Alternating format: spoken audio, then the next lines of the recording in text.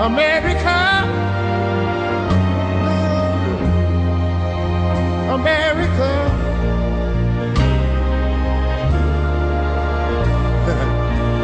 Well, God shed His grace on me.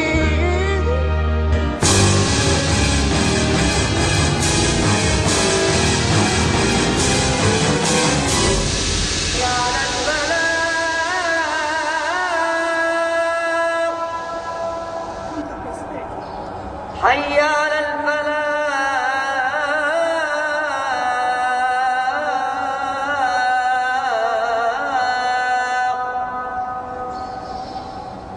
الله أكبر الله أكبر لا إله إلا الله.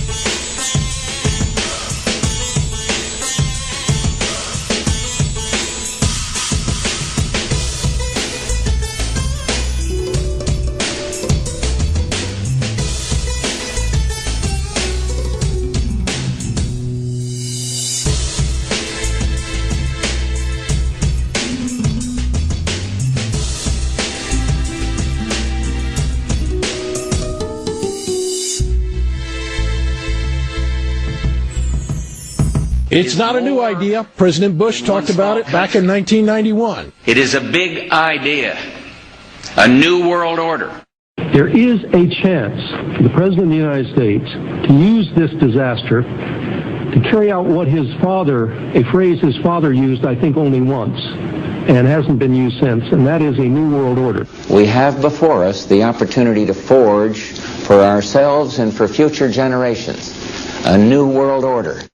After 1989, President Bush said, and it's a phrase that I often use myself, that we needed a new world order. The President George Bush has talked time and time again about a new world order, and this is the best chance. We've got to give them a stake in creating the kind of world order that I think all of us would like to see. And it's only now that we can begin to understand that the world order that globalization brings and what it's going to look like, it's driven forward now not just by the balance of military strength, the Cold War times, or ordinary political power. It's being driven forward by a seismic shift in economic power that we see around us. There's a need for a new world order.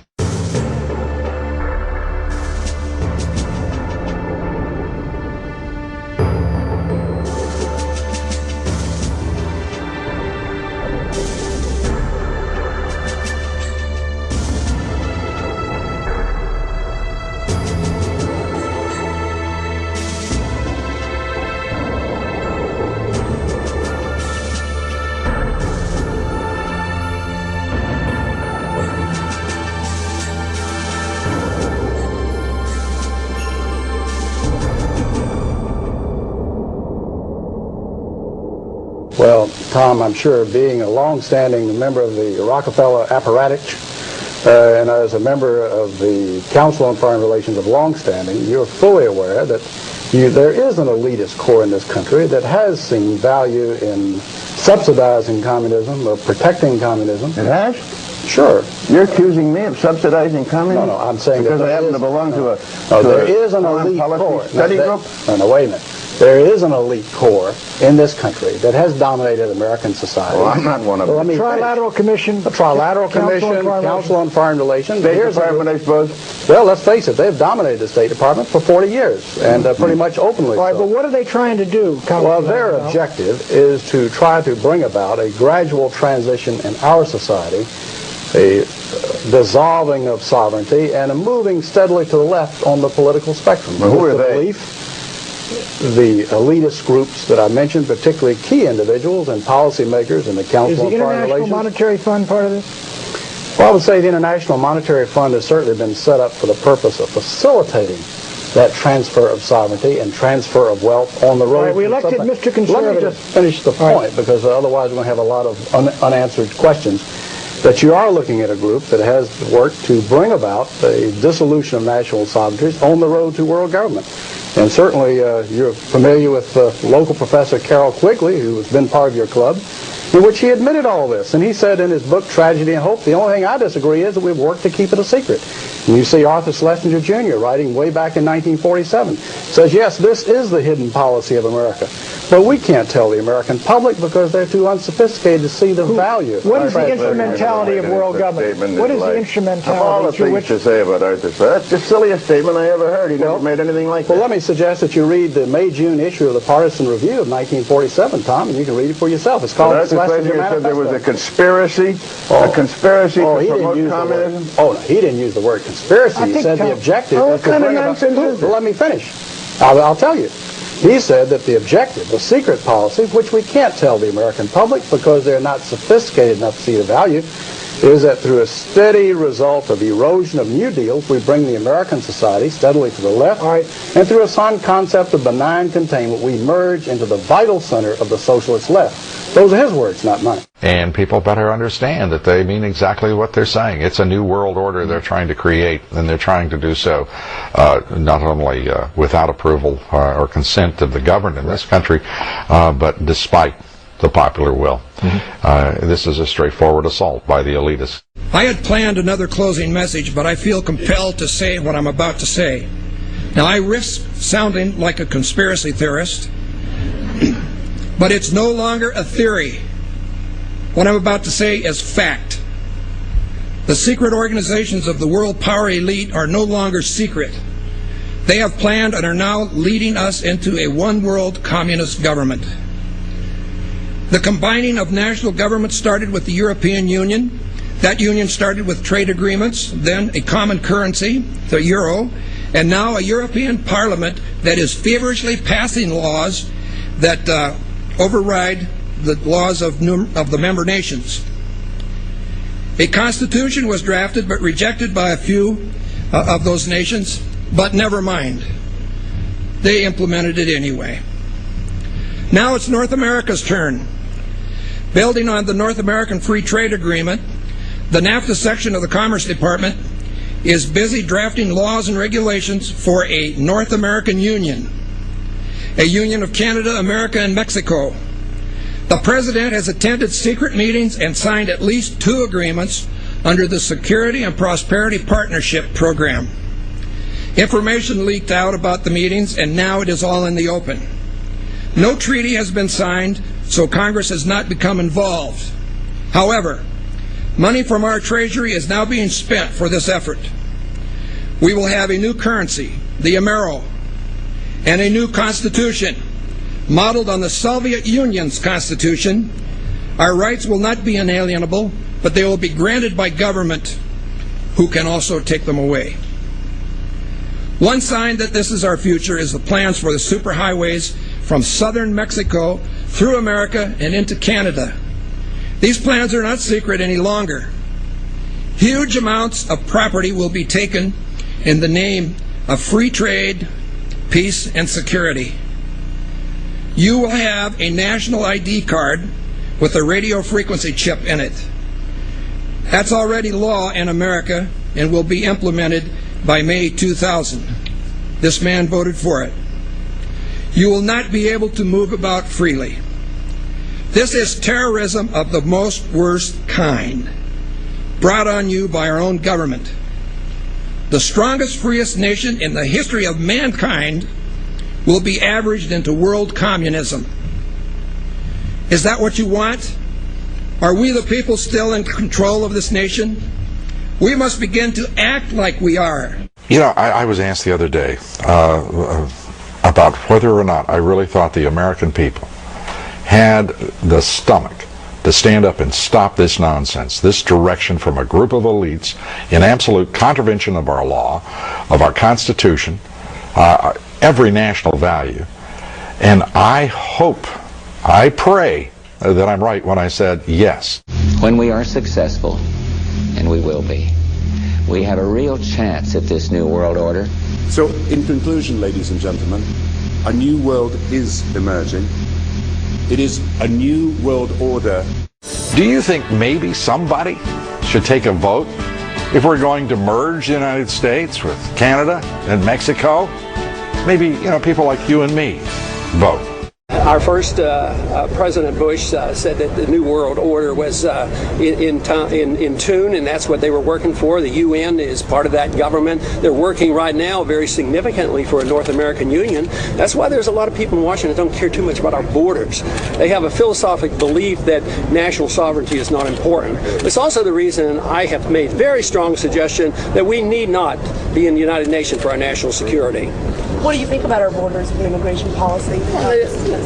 Our borders have been totally neglected. We worry more about the borders between North and South Korea and between Iraq and Syria than we do about our own. Absolutely. Just recently, a bunch of our border guards were picked up and sent and enticed to go over to Iraq.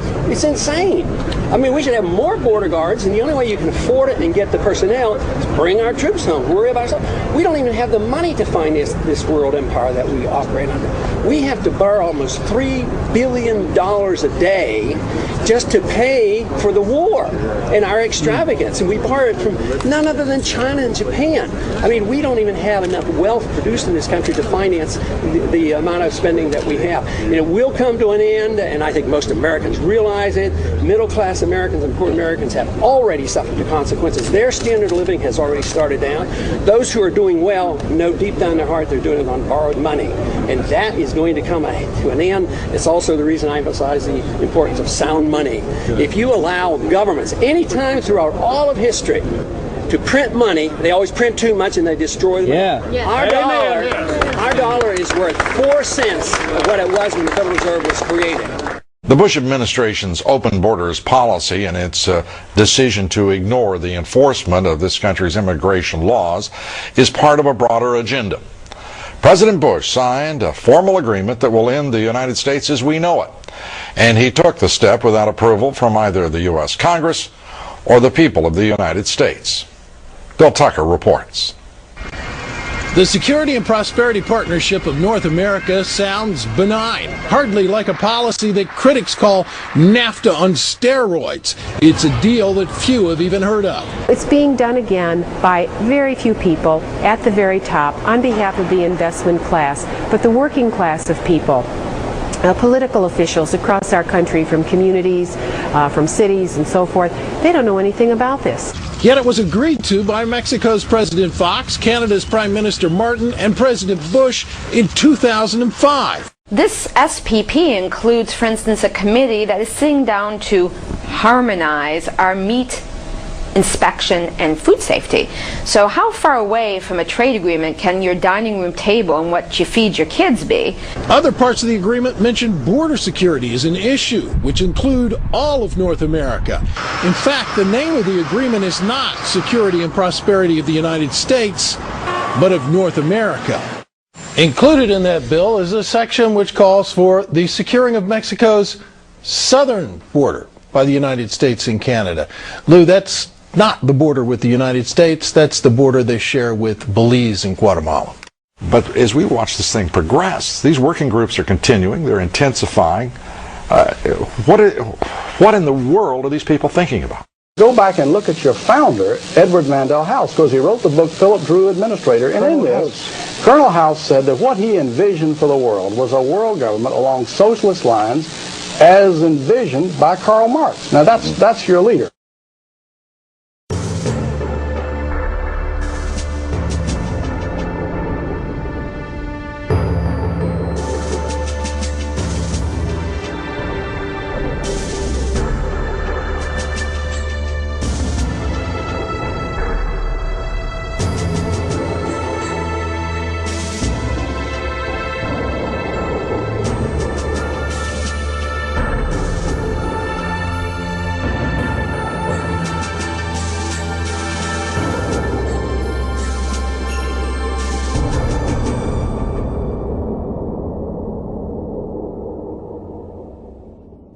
The very word secrecy is repugnant in a free and open society, and we are, as a people, inherently and historically opposed to secret societies, to secret oaths, and to secret proceedings. And there is very grave danger that an announced need for increased security will be seized upon by those anxious to expand its meaning to the very limits of official censorship and concealment. My fellow Americans, this evening I come to you with a message of leave-taking and farewell, and to share a few final thoughts with you, my countrymen. We have been compelled to create a permanent armaments industry of vast proportions.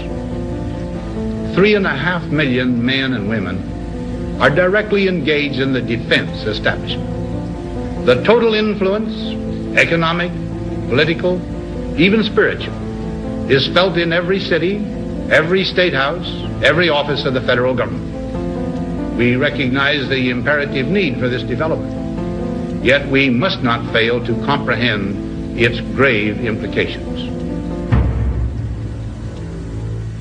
In the councils of government, we must guard against the acquisition of unwarranted influence, whether sought or unsought, by the military-industrial complex. The potential for the disastrous rise of misplaced power exists and will persist. You have to realize this is one of the great presidents, great military leaders. On his way out the door, at the end of his second term, he says, by the way, watch out for the military-industrial complex. People know that he invented the phrase military-industrial complex, but very rarely do you see the whole thing and realize how utterly strident his warning was. I think it's one of the most profound statements ever made by an American president. Just like George Washington gave his warnings about foreign entanglements and things like that, my dad was giving his warning against letting this military-industrial complex get out of hand. We must never let the weight of this combination endanger our liberties or democratic processes.